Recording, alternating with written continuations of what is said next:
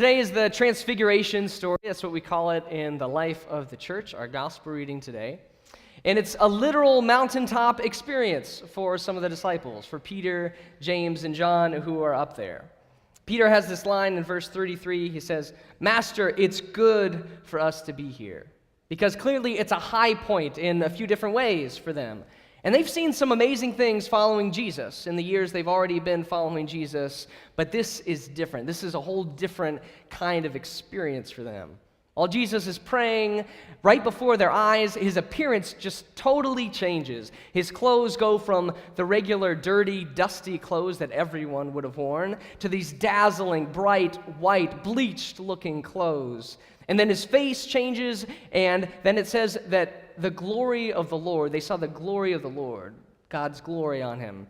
And it's not just glory in the sense of, they realized that Jesus was important. It means he was literally glowing. Often when you see that word glory, especially glory of the Lord in the Bible, it's referring to this bright heavenly light. Think about the Christmas story. When the angels come to the shepherds to announce the good news of Jesus' birth, Luke says, the glory of the Lord shone around them. Because that's what God's glory is. It's this bright, intense, heavenly light. And as the disciples see this bright light, Jesus glowing in front of them, I bet they were probably reminded of the reading we heard today in Exodus. They would have known that story well. That's probably what they were thinking of. Another story of light on top of a mountain. When Moses goes up to that mountain and talks with God, but then when he comes back down, because Moses was so close to God's glory, that bright, shining light, the light apparently is like radioactive. It's still shining, reflecting off of him. And then I love the people of Israel at that point, they say, "Moses, cover yourself up. We can't take it. Your face is shimmering and it's really weird. Put on a veil." And so he does, because they can't take it, that glory shining on them. And this is probably what's going through the disciples' mind as they see Jesus there with this bright, shining light and the story of Moses and God. And then who shows up? Moses. And then right beside Moses is Elijah. These are two of the great heroes from the Hebrew Bible. They represent the law and the prophets. And of course, Moses is connected with the Exodus story, the foundational moment for the people of Israel as a nation when they were freed from slavery. And Elijah, you may not know this, but he has this connection with the end times. Because in the story in 2 Kings, the story goes that instead of dying at the end of Elijah's life, he was taken up in a whirlwind to heaven with his chariots of fire. So the theory was that when God comes back to restore the earth, that's when Elijah is going to come back, since he was up in heaven that whole time. And so here the disciples are. They see this incredible light show. They see Moses and Elijah there talking with Jesus. But then Moses and Elijah start to leave. And that's when Peter says, "Master, wait a minute. It's good for us to be here." And you get a sense that Peter is really thinking, "Hey, John, James, do you see? This is it. This is the thing we didn't know we were waiting for, but we should have been waiting for all along. There's something amazing happening right here. Let's not lose it. Don't let it go. Don't lose the momentum. Let's build 3 dwellings so we can keep Moses and Elijah and Jesus right here the way they are." You see, back down the mountain, things are different. Down the mountain, there are these fickle crowds that could turn on them, and who in fact, of course, do turn on them. There are angry people in power who are out to get them. At the bottom of the mountain, Jesus keeps talking about how he has to go and die, and then his disciples have to follow in his footsteps, so they suffer and die too. And Peter's like, no. Let's not go back to that. Let's stay here where it's safe. Stay here where it feels good, where everything is right in the world for a moment. But then just as he starts to say that, "Hey, let's build these dwelling places," this cloud comes and covers the mountain, and the voice of God says, "This is my son, my chosen, Jesus, right here. Listen to him." And just like that, it's over. No more awe-inspiring light show, no more Moses or Elijah. It's just Jesus looking like that poor, dusty, dirty rabbi that he looked like before. And then they go back down the mountain. They had an awe-inspiring mountaintop experience, a definite high for them. But after a few minutes, it's over. And they tried to keep it there. They tried to contain it, but it didn't work. They had to go back down, back to everyday life to continue their journey with Jesus. One of the reasons why this passage connects to us, it speaks so well to us, is that we all have mountaintop experiences in life. We have those big high moments. Now, I don't know about you. I haven't had too many ecstatic mystical visions. Maybe you have, Kay. I don't know. But I don't get too many of those, but we all get high points in life, don't we? We get those moments where, like Peter, we feel, this is it. This is what life is supposed to be like. It is good for us to be here. Those times when we're in awe of what's around us, when we're flooded with all these different emotions, the times in life where we have that undeniable sense of peace come over us. And during those times in life, we wish that we could freeze time or at least slow it down so that we could savor every moment, but it usually speeds up. It doesn't work like that. And we always have to go back down the mountain. We have to go back to everyday life. So there are these extraordinary, rare moments, the mountaintop high experiences, and then there's ordinary, everyday life. And the problem is that we're tempted to live our lives only for those mountaintop experiences, to live our lives chasing those highs, the spiritual highs in life. And what happens is if we spend all our energies just chasing after the next high, trying in vain to keep them going, to bring them back, that means everything else in life, it doesn't really matter. It's just wasted time waiting in between the real good, important moments in life, unimportant space in between the moments we really live for. But that's not how we were meant to live. We weren't meant to be religious addicts, always chasing after the next high. What I learned this week as I was thinking about the Transfiguration is this story actually teaches us to see the sacred that's in the ordinary, in the everyday moments in life too. It's harder to notice it. It's harder to see the sacred when you're not up there on the mountain, but God is always with us in the mundane, everyday moments of life. In January, I had a milestone birthday. I turned 30. I know, I'm so old, right?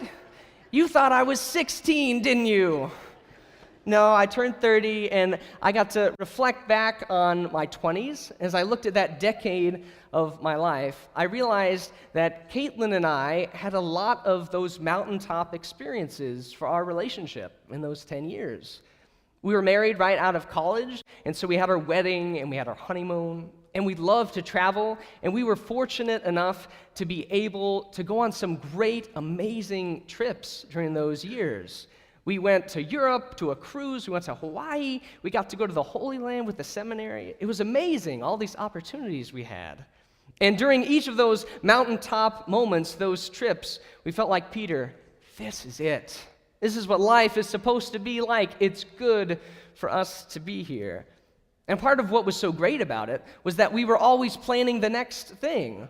In those moments, we always knew what the next trip would be, and we had a lot of fun looking forward to that. But then recently, somewhere around the time when Caitlin got pregnant, we realized things are going to be a little bit different now. And that doesn't mean we're never going to go on vacation again, but there's this reality that we discovered, this sobering thought, that the next really big trip, that might be 10 or 18 or 25 years down the road. That's just the reality of it. And here's my point. If all the joy in our marriage, if the only thing we live for is those big trips, the next big mountaintop moment, that means the next 10 or 25 years will be pretty disappointing for us. If you're always just chasing after the next thing, then you miss out on the incredible beauty of everyday life, which makes up the most of our life. That's what life is really about. God is not really with us just on the mountaintops. It's just easier to see God on the mountaintops. God is always with us. It just takes a lot more practice to notice how the sacred is in the ordinary moments of life. Go back to that scene. Picture Jesus up there being transfigured on the mountain.